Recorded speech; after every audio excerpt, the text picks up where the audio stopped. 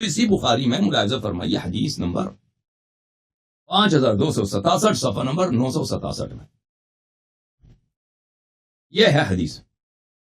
عائشہ کہتی ہیں نبی صلی اللہ علیہ وآلہ وسلم زینب کے ہاں رک جایا کرتے تھے اور وہاں پہ شہد نوش فرمایا کرتے تھے. فتواصیت انا وحفصہ، میں اور حفصہ نے ایک دوسرے سے یہ کہا اور ایک منصوبہ بنایا کہ ہم میں سے کسی پر بھی نبی کریم صلی اللہ علیہ وسلم داخل ہوں، ہمارے پاس آ جائیں. فلتقل، تو وہ کہہ دیں انی اجد منک ریح مغافیر، آپ سے مغافیر کی بدبو آ رہی ہے. اکلت مغافیر، آپ کو پتہ ہے کہ علامت سؤال جو عرب زبان میں نہیں ہوتی تھی، احادیث میں ہمارے ہاں یہ مغرب سے آئی ہے. اکلت مغافیر، آپ نے مغافیر کھایا ہے، آپ نے مغافیر کا یہ اخبار ہے، کہہ رہی ہیں کہ آپ سے مغافیر کی بدبو آ رہی ہے، آپ نے مغافیر کھایا. ٹھیک ہے نا. یہ علامت سوال اس لیے ڈالا ہے تاکہ عائشہ حفصہ کے اس افتراء کو جھوٹی حدیث باندھنے کہ اس کی کمی کو، اس کی برائی کو کچھ کم کیا جائے. پوچھیں کہ انہوں نے سوال کیا، حالانکہ اس میں کہاں ہے سوال؟ علامت سوال تو آپ لوگوں نے ڈال دیا نا. وہ بخاری کی، وہ نہ بخاری کے باب کو پتا تھا کہ کوشچن مارک، علامت سوال بھی یہ دنیا میں کوئی چیز ہوتی ہے، ان لوگوں نے بعد میں ڈال دیا. بہرحال یہ اخبار ہے، سوال بھی ہونا تو اس سے کوئی بات نہیں. انہوں نے کہا کہ بھئی آپ سے مغافیر کی ہمیں آپ سے مغافیر کی بدبو آ رہی ہے خود، اور پھر انہوں نے منصوبہ بھی بنایا کہ جو بھی جس پہ بھی داخل ہو تو ہمیں اس طرح کہیں گے اسے. یہ سب جھوٹی نسبت دینا پیغمبر صلی اللہ علیہ وسلم سے ثابت ہے. اچھا بہرحال فدخل على احداهما فقالت له ذلك، ان میں سے ایک پہ داخل ہوئے پیغمبر صلی اللہ علیہ وسلم تو انہوں نے پیغمبر سے یہی کہا. قال بل شربت عسلا عند زینب بنت جحش، تو انہوں نے فرمایا کہ نہیں، میں نے مغافیر نہیں کھایا، میں نے وہاں پہ شہد کھایا زینب کے ہاں. اچھا اب میں نے عبارت بھی دکھا دیا اور اپنا ترجمہ بھی آپ کو دکھا دیا ہے.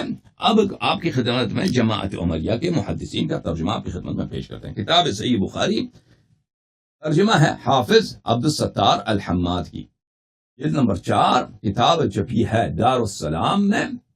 اوکے، یہاں اس کتاب میں ملاحظہ فرمائیے صفحہ نمبر 835 میں حدیث نمبر 4912.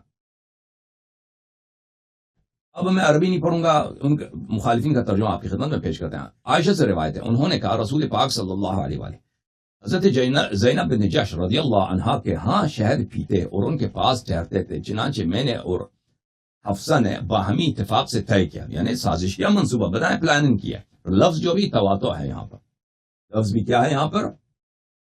مواتات ہے، سازش کرنا.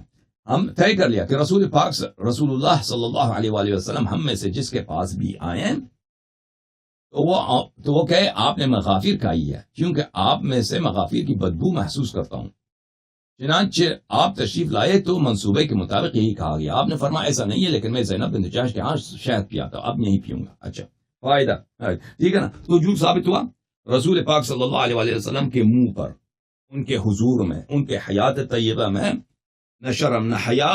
بخاری میں ایک باب ہے الحیاء من الایمان، ٹھیک ہے نا. نہ اللہ سے حیا، نہ رسول صلی اللہ علیہ وسلم سے حیا، نہ ان کی اذیت کرنے کا، نہ ایک دوسرا زوجہ رسول ام المؤمنین حضرت زینب بنت جحش ان سے دشمنی، نہ اس سے اللہ کا ڈر، کچھ بھی ڈر نہیں ہے. سب حدیں پار کرتے ہو. بھائی عائشہ کیا کر دے سے زیادہ، بھائی او بھائی عائشہ کیا کر دے سے زیادہ، کیا کرے جو اس نے نہیں کیا مجھے بتاؤ. پھر بھی صدیقہ، اگر وہ رسول پاک صلی اللہ علیہ وسلم کی حیات طیبہ میں، ان کے چہرے کے سامنے، ان کے منہ میں اور ان کے حضور میں جھوٹ کہہ سکتی ہے ایک دنیائی مفاد کے لیے. دنیائی مفاد کیا ہے کہ وہ حضرت زینب بن جحش کے ہاں نہ جایا کریں، حسد کے لیے، ایک رشک کے لیے، ایک دشمنی کے لیے، دنیائی دشمنی کے لیے، نہ دینی دشمنی کے لیے. جھوٹ کہہ سکتی ہے عائشہ اپنے ابے کی خلافت، جو ان کے پاس کوئی عزت ہے نہیں آل عائشہ کے پاس. یہ کہ اس کا باپ خلیفہ بادشاہ بن گیا، دنیا کا سب سے پاورفل پوزیشن اس کو مل گیا، اس کے لیے وہ جھوٹ نہیں بول سکتی. دوسرے مسائل پہ وہ جھوٹ نہیں بول سکتی. اور تمہارا پرنسپل کہاں گیا؟ جماعت عمریہ. تم نے جو قاعدہ بنایا تھا کہ رسول پاک صلی اللہ علیہ وسلم پہ ایک شخص جو ایک دفعہ جھوٹ باندھے اس کے بعد توبہ بھی کر لے، ہم اب تک اس کی حدیث نقل نہیں کریں گے، تو پھاڑ دو بخاری مسلم، کیونکہ وہ عائشہ کی حدیث سے بری پڑی ہیں. اور تمہارا قاعدہ کہاں گئے؟ اور قانون کہاں گیا؟ کسی کی عائشہ کو چھٹی ہے، جو مرضی کر دے، اہل بیت علیہ السلام کے خلاف تلوار اٹھا دے، امیر المؤمنین سید المسلمین، جس سے لڑنا، جس کی دشمنی کرنا رسول پاک صلی اللہ علیہ وسلم سے لڑنے کے مترادف ہے، مساوی ہے، بلکہ اللہ سے لڑنے کے مترادف، اس کے خلاف تلوار اٹھا دے. کوئی حد ہے؟ تمہارا رب کون ہے؟ تمہارا اللہ کون ہے؟ عائشہ ہے، عائشہ کا ابا ہے، یا محمد رسول اللہ صلی اللہ علیہ وآلہ وسلم کا باعث ہے، رسول پاک صلی اللہ علیہ وسلم کا رب ہے، ان کا خدا ہے، ان کا اللہ ہے، جس نے حبیب صلی اللہ علیہ وآلہ وسلم کو قرآن دے کر بھیجا. کچھ شرم کرو، کچھ حیا کرو. اچھا، فائدہ اس کا دیکھو، اس نے فائدہ کیا رہا ہے؟ فائدہ حماد صاحب کو شرم بھی نہیں ہے، شرم بھی نہیں ہے کہ اس کا کیا صفائی پیش کرو گے؟ حماد، شرم نہیں ہے تجھے؟ کہتے ہیں فائدہ، رسول اللہ صلی اللہ علیہ وآلہ بڑے لطیف مزاج اور نفاست پسند تھے. آپ کو یہ بات انتہائی ناپسند ہے کہ آپ کے جسم مبارک یا کپڑوں سے کوئی ناگوار بو آئے. آپ ہمیشہ خوشبو پسند کرتے یا خوشبو لگایا کرتے ہیں. عائشہ نے یہ پروگرام اس لیے تشکیل دیا تاکہ آپ حضرت زینب کے ہاں جانا اور وہاں قیام کرنا کچھ کم کر دیں یا بلکہ روک دیں. ٹھیک ہے نا؟ تو عائشہ نے یہ منصوبہ بنایا. یہ کون سا منصوبہ بنایا؟ جھوٹی نسبت دینا پیغمبر صلی اللہ علیہ وسلم سے. ٹھیک ہے نا بھائی؟ یہی ترجمہ ہے نا. اچھا، یہ حدیث نمبر کون سا تھا؟ 5912 کا ترجمہ. اب 5467 والی حدیث، یہ صحیح بخاری جلد نمبر 5 حافظ حماد صاحب کی حدیث نمبر 5267. ملاحظہ فرمائی ترجمہ.